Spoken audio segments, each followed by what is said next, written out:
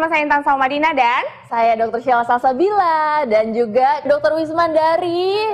Udah lama nih kita nggak ketemu, dokter spesialis penyakit dalam. Ketemunya dan juga lebaran ya dok. Iya, minal aidin wal faizin ya dok ya. Sama-sama. Nah, dokter, aku nih kan banyak banget ya dok ya kalau lebaran makan tuh kayak misalnya opor, rendang, terus ada gitu ketupat. Nah ini kan biasanya makanan-makanan yang disajikan selama lebaran ini kan tinggi sama gula, terus juga garam, terus juga bersantan-santan nih dok. Nah, apakah setelah lebaran ini memang lebih baik cek darah untuk mengontrol kadar kolesterol dan juga gula darah di dalam darah kita? Ini fakta atau mitos dok? Fakta itu. Oh fakta ya dok ya? Fakta, betul banget. Jadi tidak hanya di Indonesia ya, ternyata di luar negeri itu banyak banget data-data yang kalau di mereka mungkin setelah Desember atau Januari itu mereka banyak banget yang serangan jantung. Dan di kita juga gitu, jadi setelah habis lebaran itu rumah sakit dibanjiri oleh orang-orang yang datang dengan serangan jantung, dengan hipertensi, gula darah tidak terkontrol. Itu ada datanya dan memang itu cenderung sangat meningkat pasca lebaran. Nah dok, ini ada lagi nih dok, fakta atau mitos sih dok, karena ini katanya kalau misalnya lebaran kita juga sebaiknya lakukan cek darah untuk memantau kesehatan tubuh agar bisa terhindar dari penyakit kronis dok. Itu fakta atau mitos? Cek darahnya betul, itu fakta. Tetapi kalau terhindar dari penyakit kronis mungkin saya agak bingung jawabnya, karena penyakit kronis itu kan penyakit yang sudah ada sebelumnya. Bukan pas lebaran, habis lebaran baru jadi ada hipertensi sih, yang nggak gitu juga. Jadi ini mitos dok kalau untuk penyakit kronis? Kalau untuk mencegah, mungkin jawabannya mitos ya. Untuk mencegah penyakitnya mungkin jawabannya mitos. Tapi kalau untuk periksanya sih itu fakta. Jadi yang maksudnya mungkin kalau misalnya udah ada penyakit hipertensi, harus dicek supaya hipertensinya nggak makin tinggi. Nah itu betul, itu fakta kalau begitu. Mungkin ditakutkan saat habis lebaran makan makanan yang bersantan, tinggi gula, tinggi garam, ini memicu penyakit kronis yang sebelumnya sudah ada ya dok ya. Jadi kalau misalnya sebelumnya belum ada, tapi takut untuk kronis, nah ini ternyata memang enggak ya dok, nggak langsung begitu juga, gara-gara sekali makan terus jadi hipertensi ya nggak gitu juga sih. Gitu. Nah dokter Sheila, dokter dan juga untuk pemirsa, untuk masyarakat nih yang mau ikutan video conference bersama kami di sini dan bertanya langsung dengan dokter, bisa langsung kirim DM ke Instagram kami di @hidupsehattv1. Dan jangan lupa sebelumnya di follow dulu ya, harus di follow dulu sebelumnya. Nanti bisa di judulnya ditulis video conference. Nanti akan kami hubungi dan jangan lupa cantumkan nomor telepon Anda gitu. Nah, dok, ini ya dok ya, ini fakta atau mitos? Ini katanya pengecekan darah pasca lebaran ini baiknya sebelum sarapan atau 2 jam setelah sarapan. Ini fakta atau mitos, dok? Oke, kalau kita bicara mengenai gula darah, memang gula darah itu paling enak buat dokternya juga nih menilainya adalah pas puasa, kemudian 2 jam setelah makan. Jadi jawabannya fakta ya gitu. Fakta. Tapi faktanya hanya untuk gula darah ya. Oh gitu. Hanya untuk gula darah. Kalau untuk yang lainnya? Kalau untuk yang lainnya misalnya cek kolesterol itu hanya pas puasa aja. Oh jadi harusnya sebelum makan. Kalau seandainya kita mau tes untuk semuanya keseluruhan, alangkah lebih baiknya sebelum sarapan berarti dok. Betul sekali. Oke dok. Nah ini ada lagi nih dok, fakta atau mitos selanjutnya. Katanya alami sakit kepala atau misalnya lehernya terasa kaku, itu adalah salah satu tanda bahwa kita harus langsung periksa darah dok. Itu fakta atau mitos? Ya.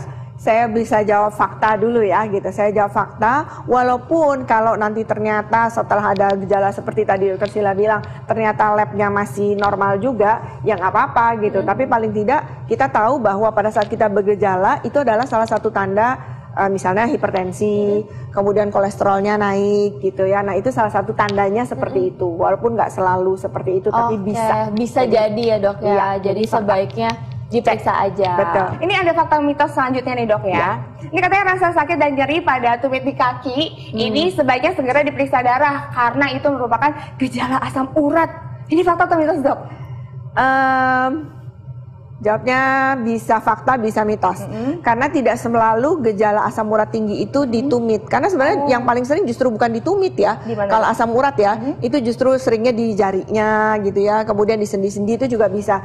Tapi kalau di tumit kemungkinan besar karena diabetes yang gulanya tinggi, kemudian terjadi komplikasi di saraf. Itu juga bisa. Oh, justru kalau di tumit itu lebih cenderung ke diabetes dok? Diabetes bisa, sakit rematik juga bisa, yang tidak selalu diakibatkan karena tingginya asam urat. Jadi kalau ada nyeri di kaki, jangan cek asam urat aja, ceknya beberapa ya, gula juga, kolesterol juga, dan juga asam urat juga. Oh, jadi ini bisa fakta, bisa mitos ya dok ya? Iya, Tapi sebaiknya betul. langsung dites semuanya. Langsung darahnya. dites, jadi jangan asam uratnya aja gitu. Oke. Oke, baik dok. Nah ini selanjutnya nih dok, ini katanya tubuh ini terasa lemas dan juga kita bisa sering mengeluarkan keringat dan juga jadi sakit kepala. Itu sebaiknya segera lakukan pemeriksaan darah untuk dicek kadar gula darah dalam darah kita dok. Nah ini jangan dijawab dulu dok. Oke. Sesaat lagi ditahan dulu, jangan kemana-mana, tetap di hidup sehat. Ya itulah tadi ya pemirsa ya, kita lihat komponen dari darah manusia. Menarik banget ya dokter Sila Menarik ya. banget. Dan ngomong-ngomong nih, kita tadi belum sempat dijawab sama dokter Wisma.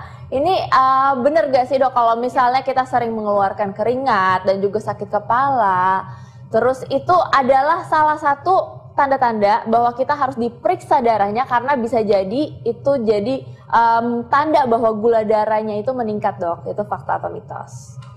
Kalau tanda gula darah meningkat mungkin jawabannya mitos ya.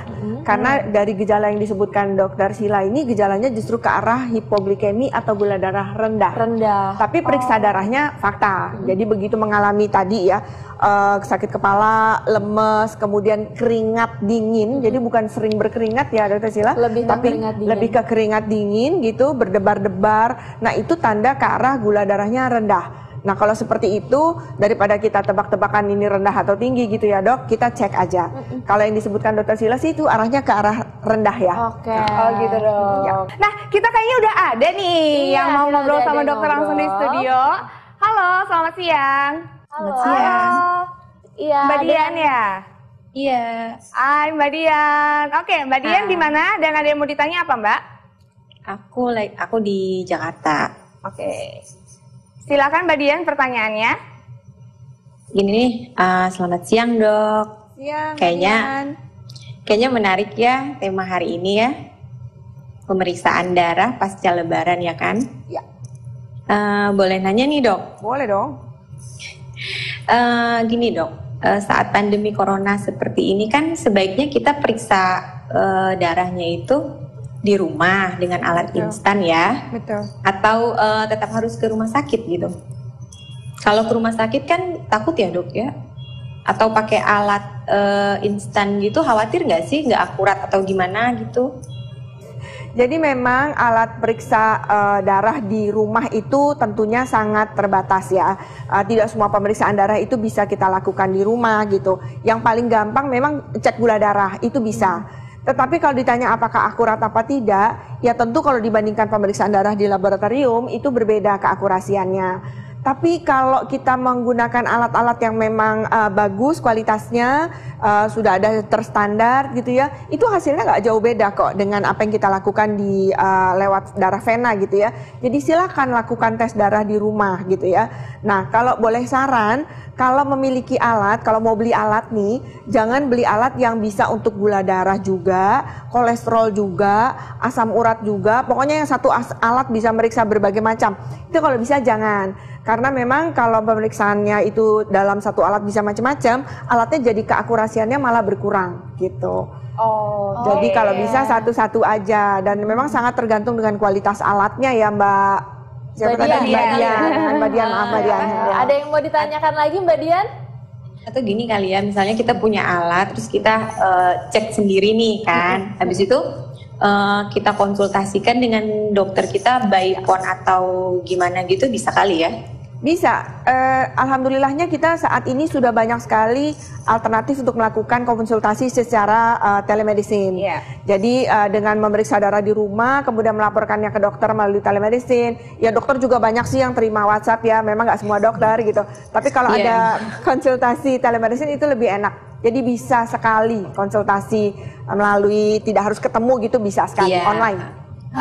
Mbak Dian gimana, cukup jelas? Cukup. Oke, terima kasih Makasih ya, Dok, banyak ya. Mbak Dian Sama-sama. partisipasinya. Terima kasih. Nah dok, Setuju. ini tipsnya kira-kira apa nih dok ya untuk cek darah pasca lebaran, apalagi di situasi seperti ini? Jadi kalaupun mau ke lab, kalau memang sangat terpaksa harus ke laboratorium, tapi masih takut rumah sakit misalnya, silahkan aja, tapi dilihat kondisi laboratoriumnya. Kalau sepi masuk, kalau rame jangan. Iya, itulah pemirsa pembahasan kita hari ini. Jadi sangat bermanfaat sekali, apalagi ini untuk masyarakat yang pastinya bertanya-tanya ya sebelum nonton ini penting atau enggak sih harus cek darah, apalagi habis lebaran. Dan seperti Intan banyak sekali masyarakat yang semuanya ini konsumsinya kayaknya apa aja dicobain Iya, gitu. kalau aku mah lebaran ke lebaran semuanya juga aku makan. Cuman kan kalau lebaran makanannya itu lebih bersantan. Nah, tapi setelah dengar penjelasan dari Dokter Wisma jadi ngerti, jadi lebih aware. Terus kayaknya habis ini aku mau cek darah deh, Dok. Takut juga kan. Dokter makasih banyak ya, Dok. Sama-sama. Makasih banyak untuk penjelasannya. Sama-sama, Intan. Terima kasih Sama-sama, Dok. Priscilla. Dan jangan lupa juga untuk periksa darahnya lebih baik di rumah saja kalau bisa ya Dok ya. Oh iya, benar ya. Untuk mencegah hal-hal yang tidak diinginkan. Iya. Dan tidak terasa nih pemirsa sudah hampir 60 menit kami menemani pemirsa di rumah dan sudah waktunya kami pamit undur diri. Jangan lupa saksikan terus Ayah Hidup Sehat setiap hari Senin sampai Jumat jam 1 sampai jam 2 siang live di TV One. Iya, saya Intan Salmadina. Saya Dr. Sheila Salsabila, Indonesia Hidup sehat. sehat.